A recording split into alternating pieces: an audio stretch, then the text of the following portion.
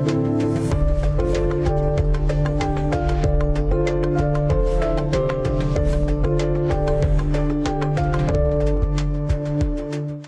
वालेकुम ladies and gentleman and welcome back to a brand new episode of Samaa money with Ghazal Ahmed. जैसे कि हमने last episode में जिक्र किया था कि नई गवर्नमेंट आ चुकी है, the new cabinet has been officially announced. और आप जानते हैं कि with great power comes great responsibility.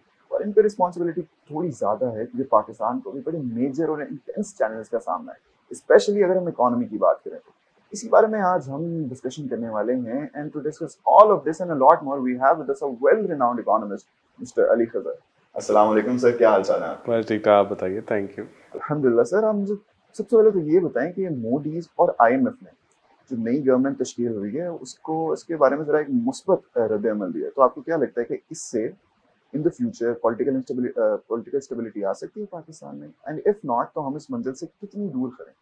जी, पहले तो आप ये देखें कि जो द इकोनॉमिक कंडीशन में the worst is behind us. जी ठीक है जी, जो पिछला एसबी आया था, जो लास्ट गवर्नमेंट जब जा रही थी, जब शहबाज शरीफ प्राइम मिनिस्टर थे तो जी आया था, और उसके बाद से जो अगले 8 महीने में केयर टेकर जो गवर्नमेंट रही है, तो उन्होंने वो उसको स्टेबिलिटी को लाने के लिए काम किया। उन्होंने जी फिजिकल टाइटनिंग पे भी काम किया है, मॉनेटरी पॉलिसी भी टाइट होकर 22% पे हो गई, और आपकी जो है डिमांड भी गिरने लगी। तो मैक्रो इकोनॉमिक स्टेबिलिटी बेहतर हो चुकी है। जो जी फर्स्ट क्वार्टर के नंबर, जैसे फाइनेंस मिनिस्टर ने कहा है, वो भी बेहतर हो चुके हैं, और अब स्टेबिलिटी को लेके जाना है। तो ये स्टेबिलिटी जो आई है, इसको देख के रेटिंग एजेंसीज जो है वो अपना वो जो है ना, पाकिस्तान के ऊपर जो व्यू है वो उसको स्टेबल कर देते जा रही है, पॉजिटिव करते जा रही है। जी और दूसरा, आपको पता है कि आईएमएफ की एक बहुत बड़ी कंडीशन है कि नया प्रोग्राम के लिए जो है वो एक डेमोक्रेटिक गवर्नमेंट होनी चाहिए। तो ये जो इन केओटिक पॉलिटिकल एटमॉस्फेयर में एक transition of power from the caretaker to democratic government हो गया है, तो उसको that's a positive sign. So when you add the two, तो आपको आगे स्टेबिलिटी नज़र आ रही है। जी सर, जैसे कि आपने आईएमएफ की बात की and new finance minister mister Mohammad Aurangzeb, उनका ये कहना है कि हमें पाकिस्तान की तारीख का सबसे बड़ा और लॉन्गेस्ट रनिंग आईएमएफ प्रोग्राम की जरूरत है। तो आपको क्या लगता है कि इसके कितने इम्कानात हैं कि ये हमें हासिल हो, और अगर हो जाता है तो इसके क्या इफेक्ट्स होंगे? देखिए जी, पहले तो आई वेलकम, और ही बहुत जो कामयाब बैंकर हैं और बड़े अच्छे, पाकिस्तान के अंदर भी और पाकिस्तान से बाहर भी इनका करियर है। 34 साल की उम्र में 1998 के अंदर ये ABN AMRO के पाकिस्तान के कंट्री हेड बने थे, और उसके बाद ये बाकी दुनिया में करते रहे, और अभी भी इनकी उम्र 60 साल नहीं है, और वो पाकिस्तान के अंदर फाइनेंस मिनिस्टर आए हैं और इतना कुछ करके। सो आई एम वेरी होपफुल कि उनके आने से चीज़ें बेहतर होंगी। अच्छा, उन्होंने अब कहा है कि जी पाकिस्तान को एक लॉन्ग टर्म आईएमएफ प्रोग्राम जाना है, तो पहले तो इसके कंटूर थोड़े देख लें कि इसमें हो क्या सकते हैं। जी पाकिस्तान का जो अपना एक कोटा है, उसका उसकी सर्टेन अमाउंट मिलती है। पाकिस्तान का कोटा तकरीबन $2 बिलियन, और उससे थोड़ा बढ़ के जो है ना SDR में, उसका 600% मिलता है। और अगर इस वक्त पाकिस्तान की जो इस वक्त जो हमारी इस वक्त हमने ड्रॉ डाउन किया हुआ है, और ये अब जो $830 मिलियन SDR या अबाउट $1 बिलियन USD की जो अब आपके पास ट्रांच आनी है, जी ये जो भी रिव्यू आना है इसके बाद, तो इसके बाद देखा जाए तो जब नया प्रोग्राम आएगा तो पाकिस्तान जो है तकरीबन 7.7 बिलियन या $7.2 बिलियन जो है इतना ले सकता है। तो अगला प्रोग्राम आपको 6 से 8 बिलियन डॉलर का ही लगेगा, और उसको अगर उसको लंबा खींचना है, अगर उसकी अमाउंट को बढ़ाना है, तो वो कोटास को चेंज करना पड़ेगा। वो मेरे ख्याल में मुनासिब नहीं होगा। तो अगर किसी की विश है कि कोई $15 बिलियन का या इस तरह का प्रोग्राम आ रहा है, तो वो उसकी पॉसिबिलिटी नहीं है। जी बट अगर उसको थोड़ा लंबा करते जाएंगे तो SDR जो वापस आते रहेंगे, थोड़ा अमाउंट ज़्यादा होता जाएगा। और अगर इन एनी केस हम पाकिस्तान किसी तरह कन्विंस कर लेता है IMF को, और प्रोग्राम को लंबा कर लेते हैं, और चूंकि जो SDR ड्रॉ डाउन है वो रीपेमेंट होते रहे, तो मे बी आप 11-12 बिलियन तक आप अपना प्रोग्राम लेके जा सके, जो अभी 6 से 8 7-8 बिलियन का हो सकता है। अगर आप वो कर भी लेते हैं तो उसकी कंडीशनैलिटीज़ भी उतनी ज़्यादा सख्त हो जाएंगी, उतनी एग्जैक्टली। सख्त हो जाएंगी। तो वो एक कैच 22 सिचुएशन है। जो दूसरा जो फाइनेंस मिनिस्टर कह रहे हैं, और जो जो उनका उनका उनका क्या उनका इरादा है, वो ये है कि ये प्रोग्राम इतना फ्रंट लोडेड ना हो। देखिए, जब प्रोग्राम फ्रंट लोडेड होता है कि यानी सारी चीज़ें आपको शुरू में ही कर देनी है, इसका मतलब होता है कि पाकिस्तान की अथॉरिटीज़ और IMF के दरमियान एक ट्रस्ट डेफिसिट है। जी तो और जो हमने लास्ट टाइम में जब PDM 1.0 थी, तो उससे जो जब डार साहब फाइनेंस मिनिस्टर थे, तो हमने देखा उन्होंने बहुत सारी ऐसी कंडीशन लगाई थी जिससे नज़र आता था तो लेकिन अब अगर अगला प्रोग्राम फ्रंट लोडेड नहीं होता और उसमें हम हमारे और उनके दरमियान ट्रस्ट बिल्ड हो जाता तो बड़ी खुशहाइन बात होगी। अब देखने की बात यह है कि ये रिव्यू तो हो जाएगा, अब अगले प्रोग्राम की निगोशिएशन कैसी होती है, वो कितना लंबा होता है, कितनी ड्यूरेशन का होता है, कितनी अमाउंट ड्रॉ डाउन कर सकते हैं और उसमें उसकी कंडीशन कैसी होती है। Sir talking about the present government, the new government, तो अभी उनको फौरी तौर पे कितना कर्जा वापस करना है और क्या हम डिफॉल्ट के खतरे से टोटली बाहर निकल चुके हैं या अभी भी हम बदस्तूर वहीं पे खड़े हैं? देखिए जी, अभी अगले 12 महीने में तकरीबन जो 29 बिलियन डॉलर की हमें रीपेमेंट करनी जी। है, ठीक है जी। अगले को 3 महीने के अंदर हमें को 4.5 बिलियन डॉलर की रीपेमेंट करनी है जून तक। तो ये नंबर तो बहुत ज़्यादा बहुत है ज़्यादा। और अप्रॉक्सीमेटली अगर हम देखें तो ऑन एन एवरेज 12 महीने के रोल ओवर पे 25-25 बिलियन की हमें रीपेमेंट करनी है, तो जी। प्रेशर तो है। तो ये प्रेशर तो सस्टेन करेगा अनलेस कि हमें बहुत ज़्यादा पैसे मिलने लग जाए और हमारा कोई डेट जो है किसी फॉर्म में चेंज हो जाए तो चीज़ें चेंज होगी, वरना ये प्रेशर रहेगा।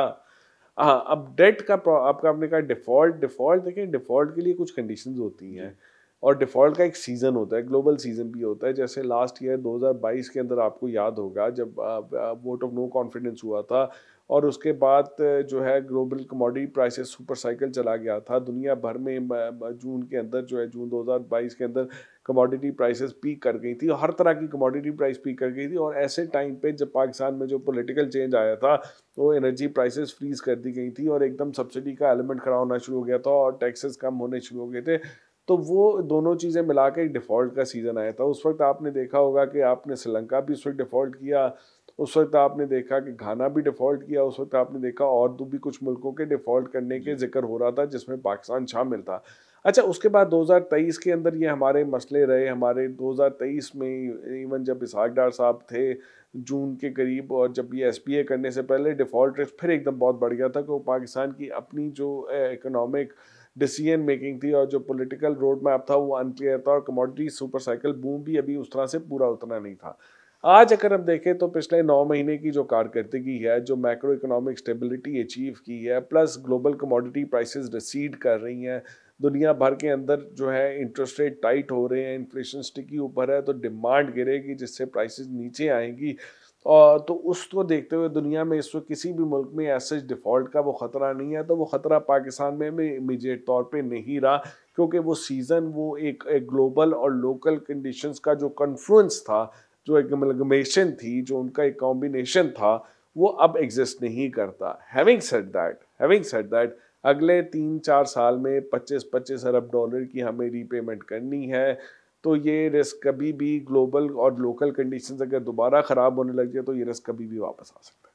वैसे सर ये जो नई गवर्नमेंट है ये इत्तेहादी गवर्नमेंट है, कोलिशन गवर्नमेंट है, एंड सेफ टू से कि ये पीडीएम 2.0 जैसे आपने पहले इसका जिक्र किया, पीडीएम 1.0 कहकर, तो आपको लगता है कि जैसे कि पाकिस्तान में अभी बुनियादी इस्लाहात की ज़रूरत है, तो ये इसकी कैपेबिलिटी रखते हैं? देखिए जी, इस तरह ये उस पीडीएम से थोड़ी-सी ये फ़र्क हुकूमत जी। है। एक तो वो पीडीएम जो आई थी, वो थोड़े टाइम के लिए आई थी और उसने फ़ौरन इलेक्शन पे जाना था।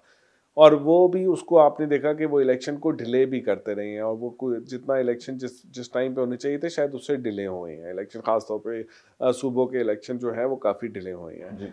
तो उस वक़्त चूँकि उन्होंने फ़ौरी तौर पे इलेक्शन पे जाना था, तो वो पहले दिन से इसी मूड में थे कि जी हम रिलीफ़ दें, क्या करें?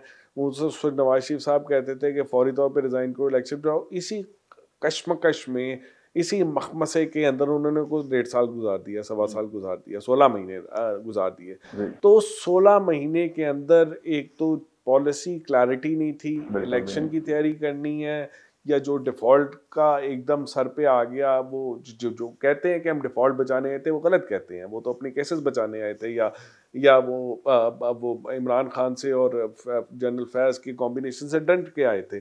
पर वो आ गए तो डिफ़ॉल्ट का ख़तरा है कि अब वो था कि अभी इलेक्शन में जाएँ या लेट जाएँ, कुछ चीज़ें बेहतर हुए करते-करते लेट हो गए और इवेंचुअली जब इलेक्शन में गए, चीज़ें ख़राब थी और लोगों ने उनको सपोर्ट नहीं किया। लेकिन one way the other, form 45, 47 के जो भी झगड़े के बाद they are back in the government. वो गवर्नमेंट के अंदर आ चुके हैं। अब ये गवर्नमेंट 5 साल के लिए बन चुकी है। इस गवर्नमेंट को अगर हम देखें तो इसमें तकरीबन 2/3 की मेजॉरिटी के करीब इनको मिल चुकी है। जिस तरह अभी उन्होंने पीटीआई के साथ खिलवाड़ किया है वो अलग है एक बहस। बट वो आ चुकी है। और इस वक्त जो है, इस वक्त इस कोलेशन गवर्नमेंट को अगर हम देखें तो उस तरह की कोलेशन नहीं है जैसे उस वक्त थी। उस वक्त कैबिनेट के मेंबर 70-80 थे, आज इन्होंने 20-22 लोगों की, अभी 19 लोगों की थी, उसमें 1-2 ऐड हुए हैं, तो 20-22 है, ये कुछ बढ़ के 30-35 हो जाएगी। उस तरह की एक कैबिनेट फॉर्मेशन हुई है।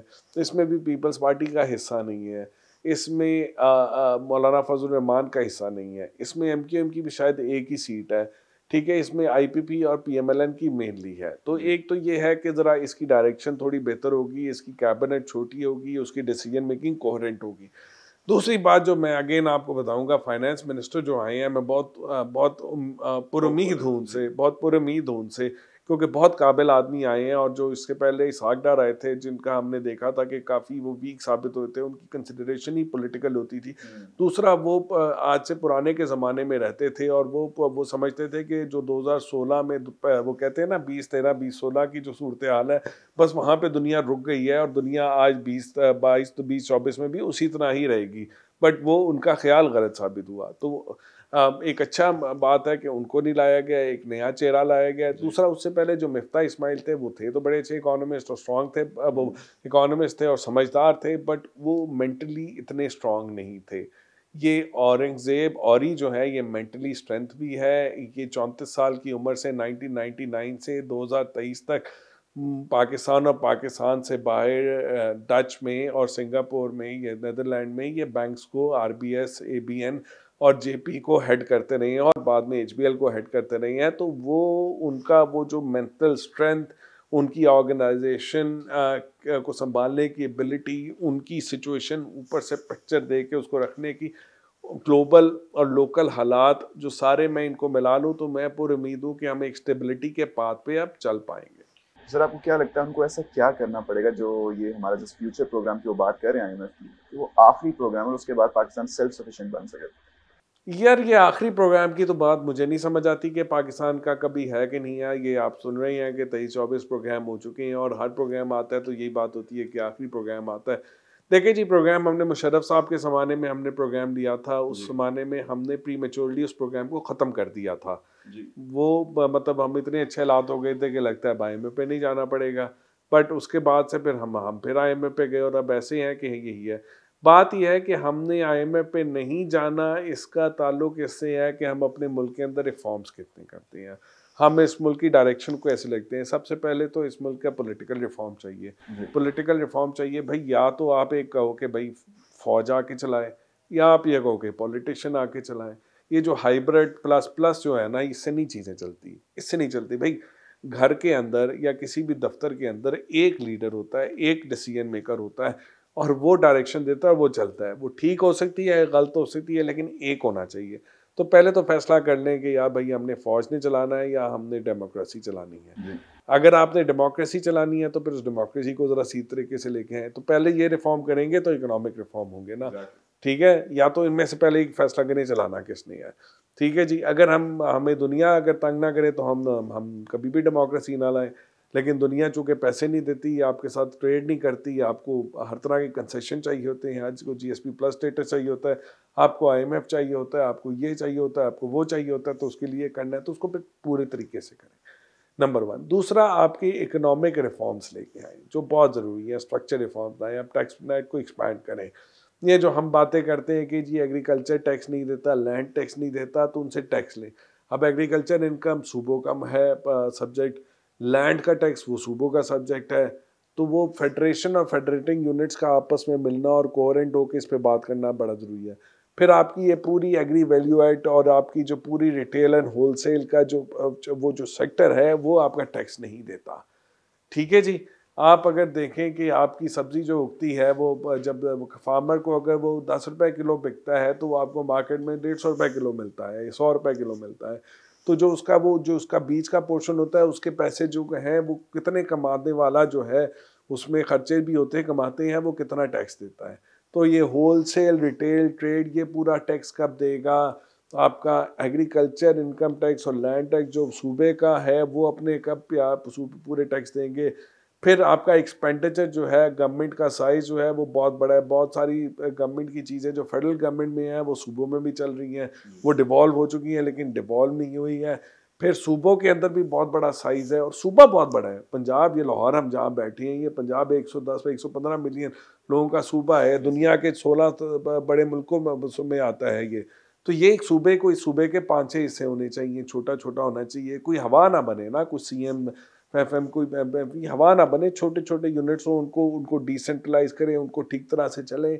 वही अपने एरिया में टैक्सेशन करें, वही अपने एरिया में उनके ऊपर डेवलपमेंट का काम करें, और ओवरऑल फेडरल गवर्नमेंट अपने टैक्सेशन को बेहतर करे, अपने खर्चे को कम करे। तो ये सब चीज़ें कॉम्बिनेशन होगी तो कुछ साल लगेंगे, और फिर जाके हम कहेंगे कि हाँ, मायामी प्रोग्राम से निकल आए। 1990 की दिहाई में इंडिया के अंदर मनमोहन सिंह की जब गवर्नमेंट अब आई थी, तो उन्होंने, जो मनमोहन सिंह जब वो जब प्राइम मिनिस्टर थे, उन्होंने यही काम इसी तरह किया था कि उन्होंने अपने रिफॉर्म्स किए थे और उसके बाद पीछे मुड़ के नहीं देखा। तो हमें भी ऐसा ही करना पड़ेगा। लेट प्रोविंशियल लेवल पे भी आपको बड़ी ज़्यादा रिफॉर्म्स की ज़रूरत है। जैसे कि आप कह रहे थे कि रिटेल सेक्टर, एग्रीकल्चर सेक्टर और रियल एस्टेट टैक्स नहीं देता, तो इस पे मोहम्मद औरंगजेब साहब ने भी कहा है कि टैक्स नेट बढ़ाना है, हम अपनी पोटेंशियल से बहुत कम टैक्स कलेक्ट कर रहे हैं, उन सब सेक्टर से टैक्स हमने इकट्ठा करना है। लेकिन हम जानते हैं कि एफबीआर के जो एक्स चेयरमैन थे शबर जैदी साहब, उन्होंने भी बड़ी कोशिशें की थी इस मुताबिक, लेकिन वो कामयाब ना हो पाए थे। तो क्या आपको लगता है कि मोहम्मद औरंगजेब साहब की ये कोशिशें कामयाब हो पाएंगी? आपको पता है, शब्बर जब एफबीआर चेयरमैन से हटके गए थे, उन्हें एंग्जाइटी डिसऑर्डर हो गया था। एंग्जाइटी डिसऑर्डर का क्यों हो गया था कि उनको इतना प्रेशर था मुख्तदर हलकों का, क्योंकि उनके अंदर वो शहद के छत्ते के अंदर जब आपने हाथ डालते हैं ना, तो वो आपको मक्खियाँ पड़ जाती हैं, तो वो मक्खियाँ उन्हें पड़ गई थी। और ये बात यही थी कि पहले पहले वही उन्हीं मक्खियों के छत्ते को जो है ना, वो बना के रखते थे और उसमें से प्यार से शहद निकाल के उन्हें देते थे, कि वो अकाउंटेंट भी थे, ठीक है ना, उन्हीं के अकाउंटेंट थे। वो टर्न रोग वाली बात होगी तो लोगों ने उन्हें छोड़ा नहीं। तो ये इस तरह की, एक तो मेंटल स्ट्रेंथ बड़ी ज़रूरी चाहिए। मेंटल स्ट्रेंथ, जो भी फाइनेंस मिनिस्टर आता है, उसकी capability as an economist, as an accountant, उसका वर्ल्ड व्यू के साथ वो कितना मेंटली स्ट्रांग है। जैसे शबर मेंटली स्ट्रांग नहीं साबित हुए, मिफ्ता बहुत समझदार थे बट मेंटली स्ट्रांग नहीं साबित हुए, तो औरंगजेब अगर मेंटली स्ट्रांग साबित होंगे तो इस मामले में कुछ ना कुछ प्रोग्रेस कर सकेंगे, बट ये बड़ा मुश्किल सफ़र है। साथ ही साथ एक और मेरा सवाल आपसे ये है कि बड़ा ज़्यादा इम्कान ये ज़ाहिर किया जा रहा था कि अरब ममालिक से हमें बिलियंस ऑफ डॉलर्स की इन्वेस्टमेंट आएगी, लेकिन वो तो ना हो पाया। तो अभी भी उसका कोई इम्कान है कि मामला ख़त्म हो चुका है? यार, ये जो अरब ममालिक से जो हमारी इन्वेस्टमेंट है ना, मैं इसके इतनी को फेवर में नहीं हूँ। आप अगर मेरे आर्टिकल्स भी पढ़ें तो मैं पिछले 3-4 हफ्ते से इस पर बड़ा क्लियरली लिख रहा हूँ। तो गवर्नमेंट टू गवर्नमेंट, जो G2G जिसको कहते हैं, जी। जो उसकी इन्वेस्टमेंट होती है, वो इन्वेस्टमेंट जो होती है, it always has strings attach with it. वो मतलब आपकी डोरी उनके हाथ में होती है, वो भी खींच ले। मैं आपको मिसाल देता हूँ, सीपैक की मिसाल देता हूँ। सीपैक का जब फेज़ 1 हुआ, जब अभी हमने 2015 से 2018 के दरमियान हमने देखा कि सीपैक का फेज़ 1 हुआ, उसमें बहुत सारे एनर्जी के प्रोजेक्ट्स आए, बहुत सारे एनर्जी के प्रोजेक्ट्स आए, आपके पावर प्रोजेक्ट आए। अगर हम 2013 में देखें तो इसी लाहौर शहर के अंदर 18 घंटे की लोड शेडिंग होती थी, ठीक है जी। आपने उस लोड शेडिंग को 18 घंटे तो नहीं, 16 घंटे तो लोड शेडिंग गर्मियों में मैंने देखी है। माने रात को 16 घंटे होती थी, मुझे याद है 18 नहीं 16 तक मैक्सिमम लोड शेडिंग है, बट 12 घंटे वो 8 से 12 घंटे तो नॉर्म होता था ना, पूरा साल चलती थी। जब पीक समर में इतनी भी हो जाती थी। आप उस लोड शेडिंग को, उसकी वजह से इंडस्ट्री जो है वो डेवलप नहीं हो पा रही थी, लोगों अपने मतलब कारोबार बढ़ा नहीं पा रहे थे, तो आपको वो एनर्जी का इंफ्रास्ट्रक्चर लगाना बड़ा ज़रूरी था। बट आपने सवाल ये था कि आपने जो 2006-07 के बाद आपने प्रोजेक्ट लगाए थे, 2015 में जब लगाने शुरू किए तो आपको कितने लगाने चाहिए थे? आपको चाहिए थे कि 2-3-4 लगाते, फिर उनको आने देते, फिर उनकी डिमांड होती, फिर और लगाते। ऐसे ही काम होता है ना। उस वक्त आपने उस वक्त को 10-12 प्रोजेक्ट लगा दिए। पहले आपका न्यूक्लियर प्रोजेक्ट ऑलरेडी लग चुके हुए थे, जो आ रहे थे, जो सीपैक के अंदर नहीं। फिर आपकी फेडरल गवर्नमेंट, पंजाब गवर्नमेंट और फेडरल गवर्नमेंट ने 3 RLNG के प्लांट लगा लिए। फिर सीपैक के अंदर 3 कोल के प्लांट लगा दिए। फिर आपने थर्कोल को शुरू कर दिया। फिर आपने चौथा LNG का पावर प्लांट लगा दिया, और फिर ये स्पीड में और भी प्लांट आ गए। अब इतने सारे जब आपने प्लांट लगा दिए तो ज़बरदस्त आपकी 2018-19 के बाद लोड शेडिंग तो ख़त्म हो गई। बट उसके बाद ये हुआ कि जैसे जैसे वो प्लांट आते गए, उन प्लांट की, चूँकि वो सारे वो IPP मोड में थे। अच्छा, वो प्लांट लगे, क्या वो फिजिबल थे लगना? G2G इन्वेस्टमेंट की बात हो रही है ना, क्या वो फिजिबल थे लगना?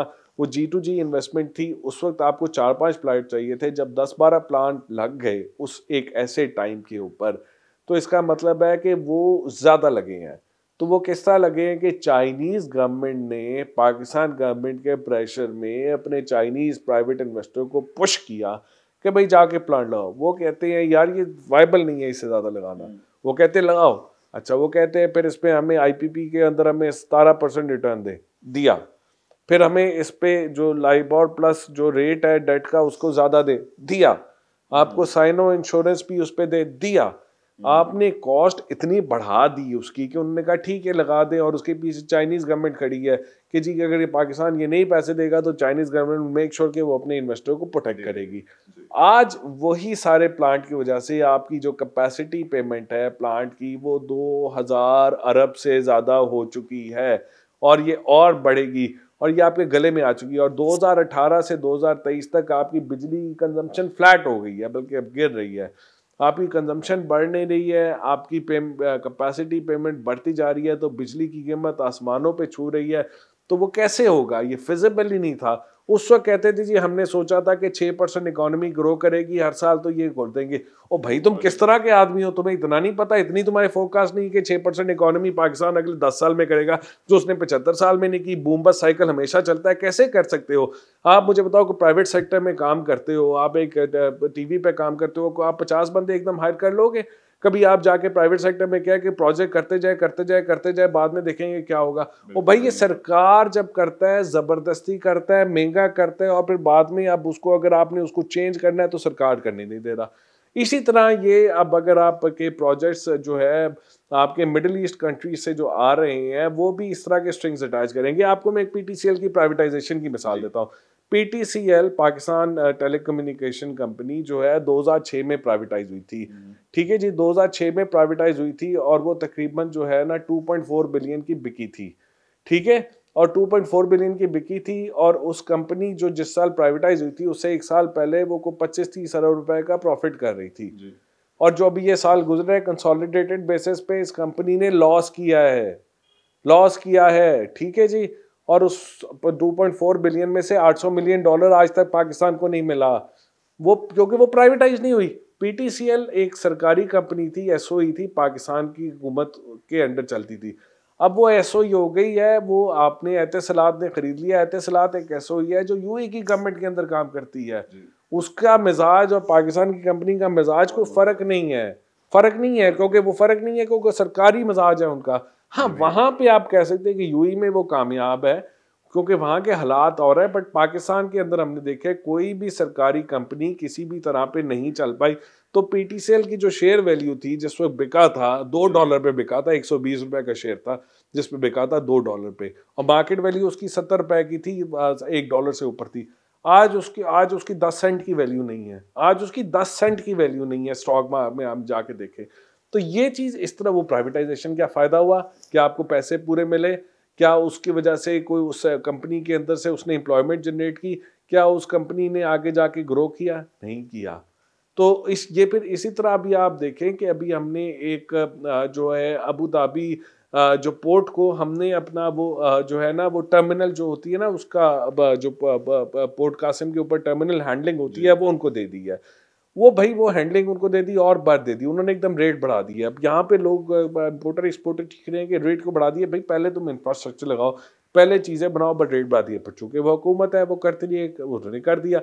और जब उन्हें आपने कंसेशन दिया तो जो दूसरी फिलिपीन की कंपनी थी PICT जिसके पास पहले कंसेशन था उसको फर्स्ट राइट ऑफ रिफ्यूजल का आपने लीगली को चीज़ करके दिया ही नहीं। क्या सिग्नल दे रहे हैं आप? मेरे ख्याल में ये G2G इन्वेस्टमेंट जो है कोई इतना अच्छा आइडिया नहीं है। इवन इजिप्ट के अंदर भी ये G2G की बड़ी बातें हो रही हैं, वहाँ के अंदर भी आप डिस्ट्रेस सेल कर रहे हो। होगा ये कि चूंकि आपके पास पैसे नहीं है आप डिस्ट्रेस सेल करोगे। आप नशई हो, आपके घर में बच्चे भी पढ़ते हैं, सारा कुछ है, आपने जाके आपकी कमाई कोई नहीं है, आपने खर्चा चलाना है। आप पहले घर का टेबल बेचोगे, TV बेचोगे, AC बेचोगे, घर की गाड़ी बेचोगे और सस्ती बेचोगे। तो यहाँ पे भी वो डिस्ट्रेस सेल होगी जब इस तरह G2G करेंगे। हम अपने हालात को थोड़ा ठीक करें, हम अपनी स्टेबिलिटी में परमानेंस लाए जैसे औरी कहते हैं, और उसके बाद हम एक पॉलिसी फ्रेमवर्क दें कि जिसके अंदर इस मुल्क के अंदर जो ज़बरदस्त पोटेंशियल है, जो इसके अंदर एग्रीकल्चर है, जो इसके मादनियात हैं, जो इसके अंदर सर्विसेज सेक्टर है, जो इसका यूथ बल्ज है, उसको फ़ायदा उठाने के लिए फॉरेन इन्वेस्टमेंट और लोकल इन्वेस्टमेंट आए तो फिर आपकी बात चलेगी। आप मुझे कहते हैं आपने मुल्क में इन्वेस्टमेंट करनी है, इस वक्त आपका मुल्क का one of the biggest textile exporter जिसका एक बहुत बड़ा ब्रांड है यहाँ पे, वो दुबई में जाके 250 गाड़ियां ऊबर की खरीदी हैं और वहां पे वो 250 टेस्ला खरीदी हैं और ऊबर पे चला रहा है। अब वो ये को कारोबार है करने वाला, लेकिन वो कारोबार कर रहा है और दुबई उसको कोई कंसेशन नहीं दे रहा। और पाकिस्तान के अंदर जिधर से उसने सारा पैसा बनाया है, यहाँ पे कंसेशन दे के वो इन्वेस्ट नहीं कर रहा और वो बाहर जाके वो रिस्क ले रहा है और ऐसे रिस्क ले रहा है। आप हालात ऐसे पाकिस्तान में बनाए कि वो ऊपर टेक्सटाइल वाला यहाँ पे 4 गुना और टेक्सटाइल का काम करे, वही पैसा यहाँ पे पेट्रोकेमिकल में लगाए, वही पैसा यहाँ पे आर्टिफिशियल जान में लगाए। अब वो इतना बड़ा बंदा जाके जो इतना इसको बिजनेस एक्यूमेंट है, इतना 50 साल 40 साल का उसकी फैमिली का एक टेक्सटाइल का एक्सपीरियंस है, वो जाके वो टैक्सियां चला रहे हैं वहाँ पे। ये मसला ना कि उनका भी यही कहना है कि बिजनेस फ्रेंडली एनवायरनमेंट नहीं है। दूसरी कंट्रीज में ये होता है कि आप शुरू में देखें तो ईयर्स जैसे जैसे पास करते गए वैसे वैसे ज़्यादा बिजनेस फ्रेंडली एनवायरनमेंट बनती गई, लेकिन पाकिस्तान में टोटली ऑपोजिट हो रहा है क्योंकि स्टेक होल्डर्स इन्वॉल्व नहीं है पॉलिसी मेकिंग में। Is that the reason? यार देखिए, स्टेक होल्डर तो सारे पॉलिसी मेकिंग में इन्वॉल्व हैं, सारा कुछ है। प्रॉब्लम ये है कि हमारे यहाँ जो स्टेक होल्डर्स हैं वो बेनिफिशरी हैं। हमने कहा लैंड पे टैक्स नहीं होता, हमने कहा एग्रीकल्चर पे टैक्स नहीं होता, हमने कहा ये रिटेल और ट्रेड पे इस पे टैक्स नहीं होता। तो आप यहाँ देखें, आपके पॉलिटिशियन प्रिडोमिनेटली पहले कौन से होते थे? ये आपके जो थे एग्रीकल्चर्स थे, फ्यूडल थे, वो लॉट वो रियल एस्टेट की आई हैं, ठीक है जी। और तीसरा आपकी अगर लॉट कोई जो बहुत ज़्यादा पैसा बनाई गया तो वो ये रिटेल ट्रेड इसके होलसेल इसके अंदर आई है। तो ये लोग जब जो लॉ चेंबर के इस वक्त आप देख लें, वो हेड जो है वो रिटेल ट्रेड वाले हैं, वो बहुत बड़ी है वैल्यू चेन। तो ये सारे आप इन लोगों को देखें, जब इन लोगों को आपने टैक्स करना है तो यही लोग हुकूमत चला रहे हैं, ये आपको करने देंगे। Valid point. अच्छा सर, आपने सीपैक का तो बता दिया कि वेयर वी वेंट रॉन्ग, तो अब आप इसका फ्यूचर क्या देखते हैं? क्योंकि बड़े ज़्यादा लोगों को इससे बड़ी ज़्यादा उम्मीदें थी। $40 बिलियन की इन्वेस्टमेंट आ रही है, बड़ा गेम चेंजर इसको कहा जा रहा था। तो अब आप इसका मुस्तकबिल क्या देखते हैं? गेम चेंजर मैंने आपको बता दिया ना, क्या गेम चेंज कर दिया। आपकी पावर सेक्टर को अनसस्टेनेबल कर दिया, गेम चेंज कर दी। यहाँ पे बिजली नहीं थी, वो बुरा था कि बिजली है, उसके पैसे भी दे रहे हैं बट बिजली इस्तेमाल नहीं कर सकते। ये तो आप फैसला करें ना क्या बुरा है, ठीक है ना। तो आपने पावर सेक्टर को अनसस्टेनेबल कर दिया, गेम चेंज हो गई ना। वो गेम चेंज हो गई कि आज आप वो मुल्क डिफॉल्ट पे आ गया। आज इस मुल्क की डोरी ऐसे हाथ में है कि 2 बिलियन 3 बिलियन डॉलर सऊदी अरब देता है, यूएई देता है, इधर देता है, वो देता है, उस पे कर सकते हैं। आज आपकी गेम ये चेंज हो गई है आपके पीएसएल के अंदर को फ़लस्तीन का वो नहीं लेके जा सकता, क्योंकि आप अपने लेंडर्स को, उनके पार्टनर आगे इजराइल हो सकता है, उसको आप नाराज़ नहीं करना चाहते। गेम चेंज हो गई है, ये गेम चेंज हुई है, ये गेम चेंजर कहते हैं। ये गेम चेंज, ये सारी चीज़ें आज SIFC और उसके साथ ये G2G जो आपकी सऊदी अरब और यूएई की इन्वेस्टमेंट है, ये गेम चेंजर हो रहा है। कल को ये गेम चेंज भी हमारे गले में पड़ी रहेगी जैसे ये पुरानी गेम चेंज पड़ी है। भाई private investment, private to private hand में इन्वेस्टमेंट आना, ये गेम चेंजर है। आप स्ट्रक्चर रिफॉर्म्स करते हैं, आप इकोनॉमी का पतरा सीधा करते हैं, इसको बैलेंस ऑफ पेमेंट क्राइसिस से निकालते हैं, अपने फिस्कल हाउस को ऑर्डर करते हैं, IMF को टाटा बाय करते हैं और फिर ग्रो करते हैं। जो इंडिया में मनमोहन सिंह ने किया वो गेम चेंजर है। गेम चेंजर है जो इंडिया में मनमोहन सिंह ने किया। गेम चेंजर है जो साउथ कोरिया में 1960s में उनके उसको जो लीडर था उसने किया। गेम चेंजर है जो 90s 80s से 90s के अंदर से वियतनाम ने करना शुरू किया। गेम चेंजर है जो चाइना में 1970s के बाद होना शुरू हुआ। ये गेम चेंजर होते हैं। ये तो बस नारे होते हैं, बयानबाजियां होती हैं। एक पॉलिटिशियन है वो बयानबाजियां करके वोट डाल देता है, दूसरे हैं वो बयानबाजियां करके इस तरह की इन्वेस्टमेंट की बातें करते हैं। अवाम तो दोनों तरफ पिस रही है। बिल्कुल ऐसी बात है। तो सर, ये मौजूदा पाकिस्तान के जो हालात हैं, इनका जिम्मेदार है कौन? ये तनज़्ज़ुली पाकिस्तान की इकोनॉमिक फ्रंट पे कब शुरू हुई? इसके जिम्मेदार मैं और आप हैं, सब हैं ऐसे, ठीक है ना। मैं और आप इस पार्ट ऑफ द एलीट। ये कैमरे पे पीछे जो है ये पिस रहे हैं, मैं और आप एंजॉय कर रहे हैं। तो ये तनज़्ज़ुली इस तरह की शुरू हुई कि जो इसके एलीट की कि ये लोग हैं, चाहे वो मिलिट्री एलीट हो, ब्यूरोक्रेसी की एलीट हो, पॉलिटिकल एलीट हो, बिजनेस एलीट हो, ये सारे जो हैं ये एक इनका कैप्चर हो चुका है। ये सर्टन रिसोर्सेज को लेके चल रहे हैं और नीचे पॉपुलेशन बढ़ती जा रही है और बाकी जो है वो उनके गुलाम बने पड़े हैं, उनके लिए सर्विस दे रहे हैं। इस पूरे स्ट्रक्चर को हमें चेंज करना है। हमें नीचे के लोगों को इक्वल अपॉर्चुनिटी देनी है। हमें जो अमीर लोग हैं उनके टैक्सेशन लगाना है। हमें हुकूमत का साइज़ कम करना है और हमें जो एजुकेशन और हेल्थ स्टैंडर्ड को बेहतर करना है।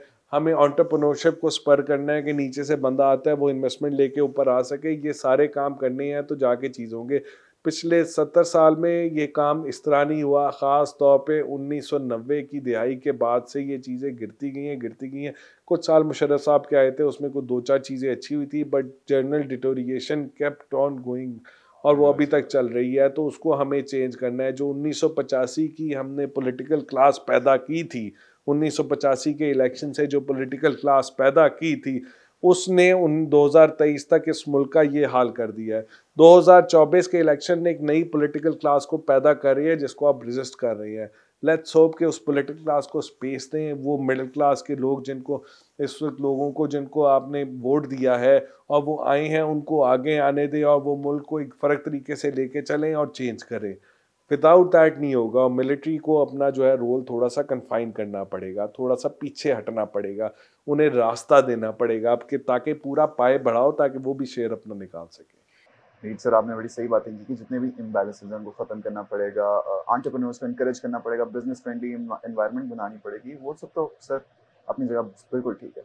अब आप मुझे ये बताएं कि आम आवाम के लिए आप क्या कहना चाहते हैं कि वो किस तरह इस महंगाई से लड़ें, किस तरह काबू पाएं, किन चीज़ों से परहेज करें, किन चीज़ों का ख्याल करें? हाँ, आवाम के लिए तो बड़ी मुश्किल ज़माना है। देखें जी, पिछले 3 साल के अंदर जो फूड की कीमतें हैं वो डबल हो चुकी हैं। जो चीज़ 100 रुपए की थी वो अब 200 रुपए की हो चुकी है। पिछले 5 साल के अंदर हर दो दिन चीज़ की महंगाई बढ़ चुकी है। आमदनी आपकी बढ़ नहीं रही। अगर आप छोटा-मोटा कारोबार करते हैं, दुकान चलाते हैं, आपकी आमदनी स्क्वीज़ हो रही है। अगर आप नौकरी करते हैं तो आप बिल्कुल ही पिस गए हैं। इस वक्त तो एक पहली बात ये है कि आपने अवाम दुनिया को छोड़ दिया। आपने अपना वोट डाला है, उस वोट की हिफाजत करें। आपको जहाँ पे लगता है चीज़ें गलत होती है, पीसफुल प्रोटेस्ट करें, नंबर 1। दूसरा ये है कि आप अपनी बजटिंग को रिव्यू करें। अपने अंदर की जो आपके खर्चे हैं उसको बेहतर करें।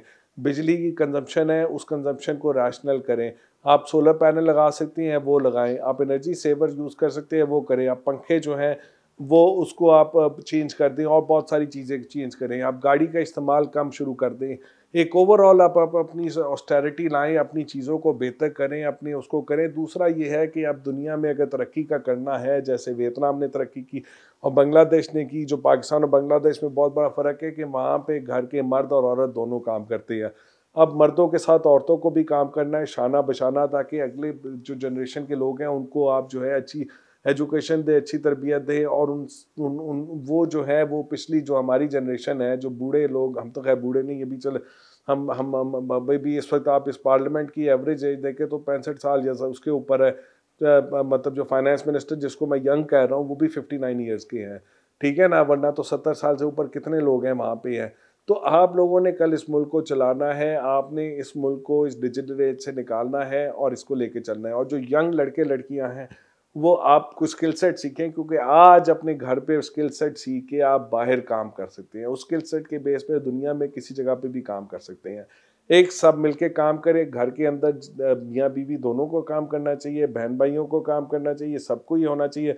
औरतें मर्द बराबर करें, ताकि औरतें हमारी बहुत अच्छी हैं, प्रोडक्टिविटी उनकी बढ़ाएं और अपने खर्चों को थोड़ा कम करें। और दूसरा जो है, आप अपनी जो राय आपने वोट का और अपनी जो जो जिसकी वजह से आप हुकूमत बनाते हैं, पॉलिसी आपकी मर्जी होती है, उसकी हिफाजत करें।